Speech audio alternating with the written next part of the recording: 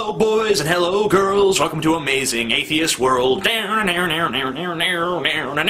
Okay, that's enough singing for one episode. Or not. There's a douchebag on YouTube. Oh my. Oh my. There's a douchebag on YouTube. Amazing Atheists, tell us, who's this guy? His name is How the World Works. And he's a big, fat, stupid, ugly jerk. Well, actually, he's quite skinny, but the rest of what I said is accurate. I am fucking awesome. You ever been sitting around thinking to yourself, you know what YouTube really needs?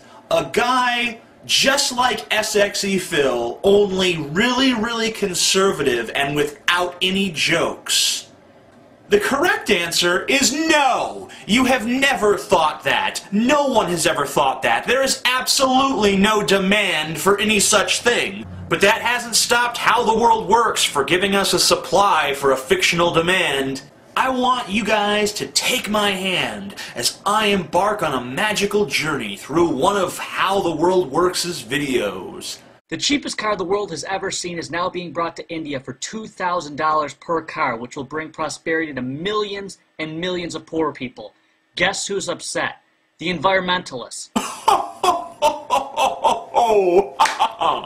Foolish environmentalists, concerned about the welfare of the planet. They act like this is the only planet we have.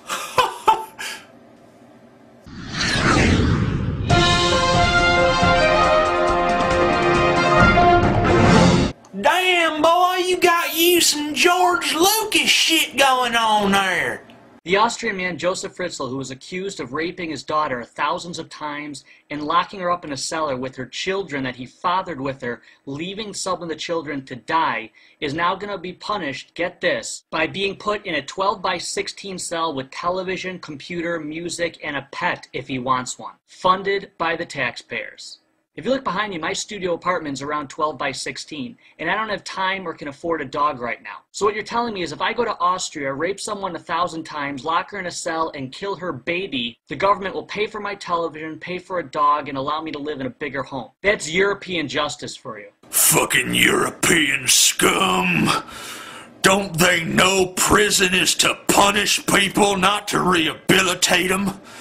They think they're all that with their much lower prison incarceration rates and significantly lower murder rates, but that don't mean nothing. This is America, boy. We don't pay attention to no results. We just want our fucking bloody vengeance. Yeah, that's all that matters.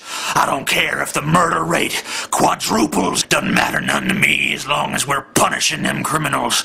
Long as we got our axes to grind and we chop them up into little bits and feed their parts to hungry dogs. We shouldn't be giving these prisoners dogs. We should be feeding them to dogs. Every prisoner should wake up every morning and just have a guard come and beat him awake with a stick. Yeah, 'cause they're sick bastards. The sick bastards deserve all the most horrible shit to happen to them. 'Cause that's the American way. Here in punishment land, where we don't give a fuck about rehabilitation, we don't give a fuck about doing anything to effectively control the crime rate. We don't want to follow successful European models. We want blood. This has been a look into your soul. Hope you enjoyed it. And Europeans have the audacity to tell us that we're backwards because many of our states allow the death penalty. This man should have been put to death. Yes! We should have put him to death, because that would have unraped his daughter and unkilled his children. Because when you kill an evil person, all of their evil is undone. This is a well-known fact. For example, when we actually will start running out of oil, maybe in the next, I don't know, 500 years or so, if not more. What? What? There is not 500 years worth of oil left on this planet. Not at the rate we're using it. Not at the increasing rate we're using it. And even if there were 500 years of oil left on this planet, we've already gotten most of the easy shit. In order to get the shit that we have not yet gotten, we have to do a lot more exploration, and we're going to have to build bigger, more expensive machines to drill deeper and deeper into the earth. If it costs more to get the oil, it costs more for the oil. Oil is quickly becoming price inefficient. Don't you remember just like a year a fucking go? One fuck year back. Gas was fucking $4 a gallon and every American was like, gas is so expensive, can't afford to fuel my giant horrendous fucking SUV of doom. Remember that? You don't fucking remember that. You're stupid. I mean, is there something in your head? You know, when you were on the little baby assembly line, did they run out of brains and just throw some fucking marshmallows in there? I'm kind of confused. 500 years, where did you get that fucking number? You reached your hand inside your ass, grabbed a number, pulled it out, looked at it, and said, 500 years, that's how much oil we got left. Besides, asshole, there's a good reason to get off oil. It's so we're not beholden to crazy desert tribes in the Middle fucking East. Ever fucking consider that? No, you didn't. You know why you didn't? 'Cause you're fucking stupid. That's why. In other news, Robert Mugabe was listed as the world's worst dictator. And the reason why he was listed as this year's #1 worst dictator was, get this, because of high inflation and high unemployment. I guess they ignored all the murders, but even so, they just did it based on inflation and high unemployment. Well, with Barack Obama's budget and with printing of $1 trillion from the Fed, you can expect inflation to go high in America as well as unemployment. Maybe we'll see Barack Obama listed up there in the next 4 years. The unemployment rate in the United States of America is around 8%, with some experts saying it will be around 9.4% by the end of the year. That is pretty bad. The unemployment rate in Zimbabwe, where Robert Mugabe is the dictator, is 80%. Let me contrast this for you. This is 8%. This is 80%. You're an idiot.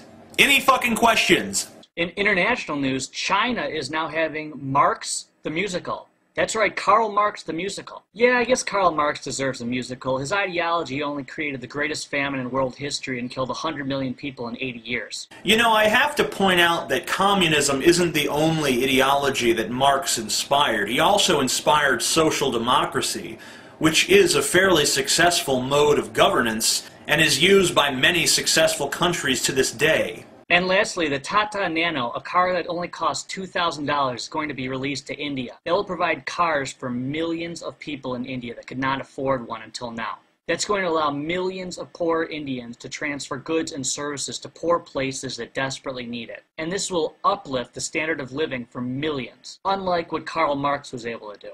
But guess who's against it? You guessed it, the radical environmentalists. Evidently, they're concerned that these cars are going to bring too much pollution to India and clog the roads. You people better wake up. These radical environmentalists are not about the environment. They are just anti-human being Marxists.